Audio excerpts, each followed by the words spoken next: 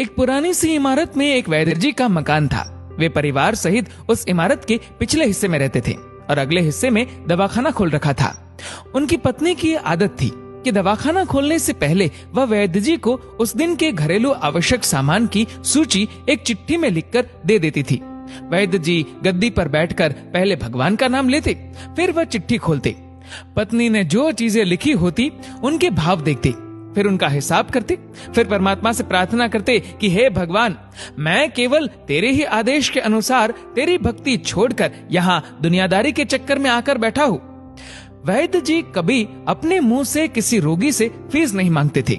कोई देता था, कोई नहीं देता था, किंतु एक बात निश्चित थी कि जो ही उस दिन के आवश्यक सामान खरीदने योग्य पैसे पूरे हो जाते थे, उसके बाद वह किसी से भी दवा के पैसे नहीं लेते थे, चाहे रोगी कितना ही धनवान क्यों न हो।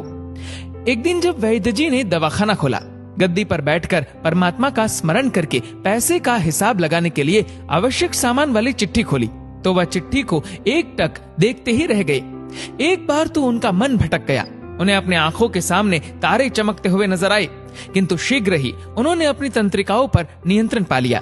वे चिट्ठी में कुछ यूं देखते हैं कि आटे, दाल, चावल आदि के बाद पत्नी ने लिखा था कि बेटे का विवाह 20 तारीख को है, उसके दहेज का सामान।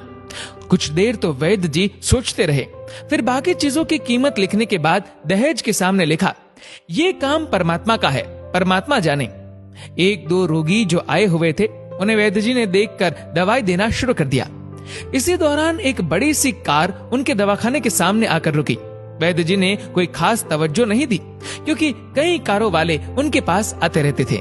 जब पूर्व उपस्थित मरीज दवाई लेकर चले गए, तो वह सूटेड बूटेड साहब कार से बाहर निकले और नमस्ते करके बेंच पर बैठ गए। वैद्य जी ने कहा कि अगर आपको अपने लिए दवा लेनी है तो इधर स्टूल पर आए, ताकि आपकी नाड़ी देख लूं, और अगर किसी रोगी के लिए दवाई लेकर जानी है तो बीमारी की स्थिति का वर्णन करें। वह साहब कहने लगे, वैद्य जी, आपने मुझे पहचाना नहीं। मेरा नाम कृष्णलाल है, लेकिन आप मुझे पहचान भी कैसे सकते हैं, क्योंकि मैं 15-16 साल बाद आपके दवाखाने पर आया हूँ। आपको पिछली मुलाकात का हाल सुनाता हूँ, फिर आपको सारी बात याद आ जाएगी। जब मैं पहली बार यहाँ आया था, तब मुझे लगा कि मैं खुद नहीं आया था, अपितु ईश्वर मुझे आपके पास ले आए थे, क्योंकि ईश्वर मुझ पर कृपा करना चाहते थे और मेरा घर आबाद करना चाहते थे। मैं तो कार से अपने घर जा रहा था, पर ठीक आपके दवाखाने के सामने हमारी कार पंक्चर हो गई। ड्राइवर कार का पहिया उतार कर पंक्चर लगवाने चला गया। आपने देखा कि गर्मी में मैं कार के पास खड़ा था, तो आप मेरे पास आए और दवाखाने की ओर इशारा किया और कहा कि इधर आकर कुर्सी पर बैठ जाए। अंधा क्या चाहे, दो आंखें, और मैं आकर कुर्सी पर बैठ गया। ड्राइवर ने कुछ ज्यादा ही देर लगा दी थी। एक छोटी सी बच्ची भी यहाँ आपकी मेज के पास खड़ी थी और बार बार कह रही थी, चलो ना बाबा, मुझे भूख लगी है। आप उससे कह रहे थे कि बेटी, थोड़ा धीरज धरो, चलते हैं। मुझे लगा कि आप मेरे ही कारण खाना खाने नहीं जा रहे हैं, अतः मुझे कोई दवाई खरीद लेनी चाहिए, ताकि आप मेरे बैठने का भार महसूस न करें। मैंने कहा, वैद्य जी, मैं पिछले 5-6 साल से इंग्लैंड में रहकर कारोबार कर रहा हूँ। इंग्लैंड जाने से पहले मेरी शादी हो गई थी, लेकिन अब तक बच्चे के सुख से वंचित हूँ। यहाँ भी इलाज कराया और वहाँ इंग्लैंड में भी, लेकिन किस्मत ने निराशा के सिवा और कुछ नहीं दिया। आपने कहा, मेरे भाई, भगवान से निराश न हो। याद रखो कि उसके कोष में किसी चीज की कोई कमी नहीं है। आस, औलाद, धन, दौलत, इज्जत, सुख, दुख, जीवन, मृत्यु, सब कुछ उसी के हाथ में है। ये सब किसी वैद्य या डॉक्टर के हाथ में नहीं होता और न ही किसी दवा में होता है। जो कुछ होना होता है वह सब भगवान के आदेश से होता है। औलाद देनी है तो उसी ने देनी है। मुझे याद है आप बातें करते जा रहे थे और साथ साथ पुड़िया भी बनाते जा रहे थे। सारी दवाई आपने 2 भागों में विभाजित कर 2 अलग अलग लिफाफों में डाली थी और फिर मुझसे पूछकर आपने एक लिफाफे पर मेरा और दूसरे पर मेरी पत्नी का नाम लिखकर दवा उपयोग करने का तरीका बताया था। मैंने तब बेदिली से वह दवाई ले ली थी, क्योंकि मैं सिर्फ कुछ पैसे आपको देना चाहता था। लेकिन जब दवा लेने के बाद मैंने पैसे पूछे तो आपने कहा था, बस ठीक है। मैंने जोर डाला तो आपने कहा कि आज का खाता बंद हो गया है। मैंने कहा, मुझे आपकी बात समझ नहीं आई। इसी दौरान वहाँ एक और आदमी आया।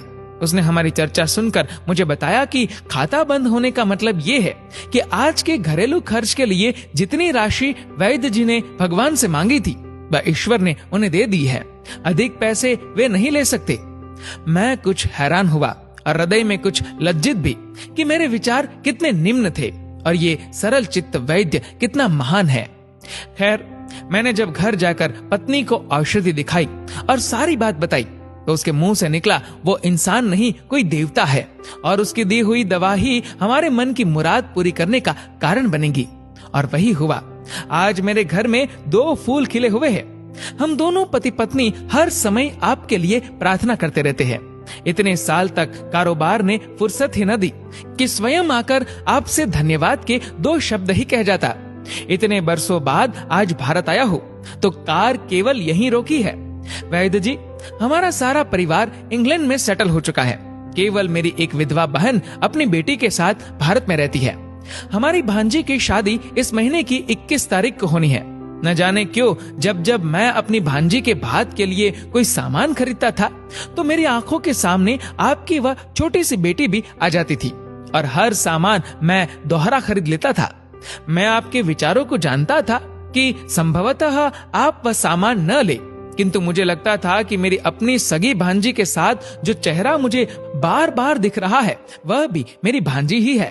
मुझे लगता था कि ईश्वर ने इस भांजी के विवाह में भी मुझे भात भरने की जिम्मेदारी दी है।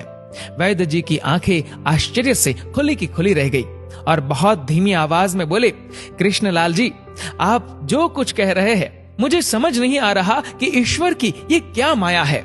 आप मेरी श्रीमती के हाथ की लिखी हुई ये चिट्ठी देखिए। और वैद्य जी ने चिट्ठी खोलकर कृष्णलाल जी को पकड़ा दी। वहां उपस्थित सभी ये देखकर हैरान रह गए कि दहेज के सामान के सामने लिखा हुआ था कि ये काम परमात्मा का है, परमात्मा जाने।